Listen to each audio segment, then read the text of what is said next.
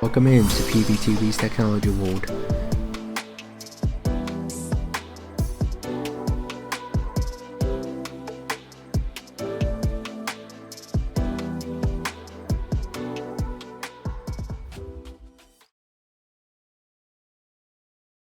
In this episode, we'll be covering phishing, ways to identify them, why they happen, and how to prevent phishing scams in the first place. Phishing, by definition, is an attack with an attempt to steal your money or your identity by pretending to be legitimate websites. Phishing attacks can be sent via different methods. Phishing itself with phishing emails. Phishing, also known as phone calls, for example, an unknown number. Or smishing, also known as text messages, like this one. There are multiple ways to identify phishing attacks. I will go through some of the most common ones, and at the end of the episode, I'll provide some more resources if you'd like to take a look, where it will go in detail with many other ways to identify phishing attacks. The first most common way to identify a phishing attack is it too good to be true?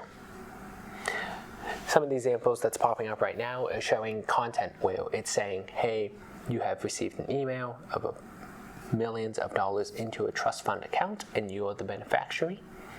There's also some deals going on from Costco. There's also some other emails where, as you can tell, there is multiple deals and multiple opportunities being stated in the email. Attacks that seem too good to be true can be found in this example. Take this example, where we have millions of dollars into a trust fund. When you see a message like this, take a step before taking any action. Before reading and sending what the email or message requires you to send, take a moment and look through the content itself. Do you recognize the name of the email? Do you recognize the company or the bank that it is supposedly coming from? Is it a popular bank? Or is it one that's not really known and not really around in the local area? Next, you have to look at the name of the beneficiary. You are supposedly listed, but do you understand the account owner? Next step is urgency. Words such as urgent, immediately, act now, or any of the above, or any others that invoke a sense of urgency into you. For example, we have this beautiful scam email from Costco. Act now, get the deal. This another example from Google, where apparently when you click on the link and log in, you can get some extra storage to your account. I'm sure many of you may use Facebook. So this one, as you can see, is a login. Unfortunately, this login may be phishing. Examine the contents of the email before taking action. No reputable company would be sending urgent messages for no reason, especially asking for information. Urgency is not something that official companies would send. Companies would send will be sending factual emails based on the information that they have. Take, for example, this. This is an actual email from google.com for a user login notification.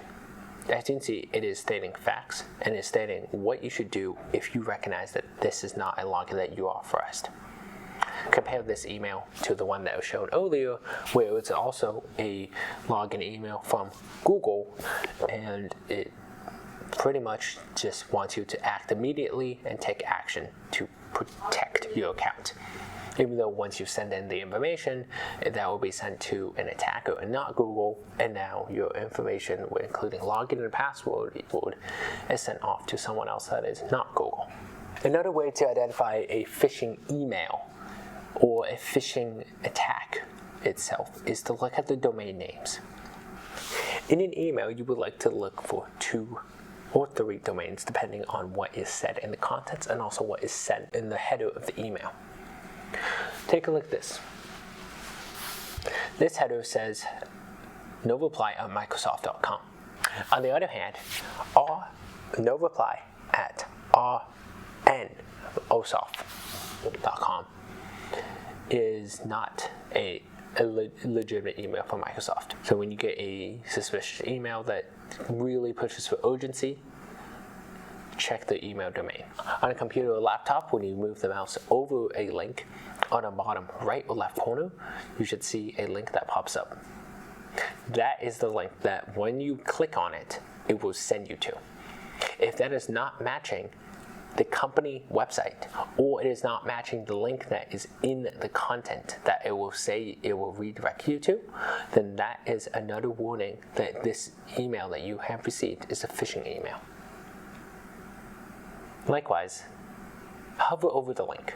Do not click on the link unless you are expecting the link to be sent to you. For example, this one was an account verification email. Do not click on the link unless you are expecting an account verification email. Hover over it and ensure that it's being sent to the root domain, the domain you were expecting from. Warning sign that a phishing attack is being sent your way is request for sensitive information that the company or entity should already have on your account. For example, this phishing email from UPS, where it is saying it needs your address, your social security number, and your license ID number. A bit of a warning sign there. A shipping company should already have you. This email from UPS states that it's requiring your social security number, your street address, and your driver's ID number. Realistically, a shipping company does not need any of those things, especially when they are sending a package to you, and the only thing that they require from the sender is a home address.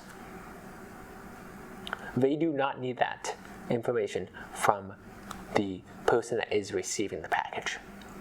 So when you see an email asking for a social security number, especially from a company that usually does not need your social security number, that is another warning sign that this is a phishing attack. Lastly, unexpected requests is another way to identify a phishing attack.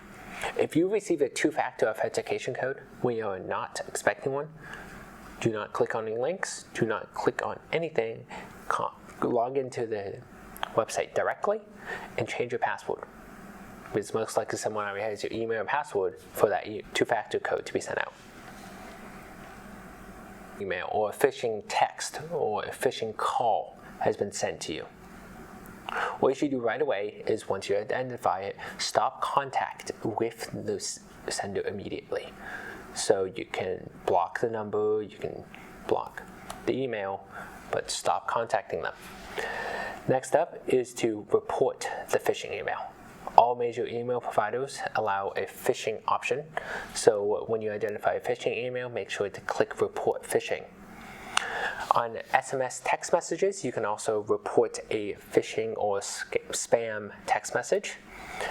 For example, this text message right here, on the bottom, you can report the number as phishing or as a spam number. You may be wondering why these happen in the first place. So, two main reasons. First is data brokers. Multiple companies out there don't operate on good behalf of the users, and they will sell, trade, and buy your data. For example, have you ever read a privacy policy? A privacy policy will detail where your data is being sent to. But unfortunately, even I don't read privacy policies in full because they are long and tedious. Although the privacy policies themselves will detail where your data is being sent to. Data brokers buy, trade, and sell your data.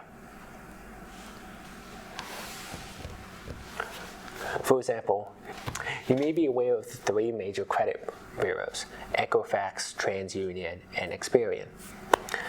These companies keep track of your credit score. They are also data brokers as they keep track of all your personal information and payments. You may be thinking, oh, these data brokers are so safe. No, unfortunately, breaches happen, data breaches happen. And when data breaches happen, this is another vector of where your personal information can be spread out online and where you can get phishing emails sent your way.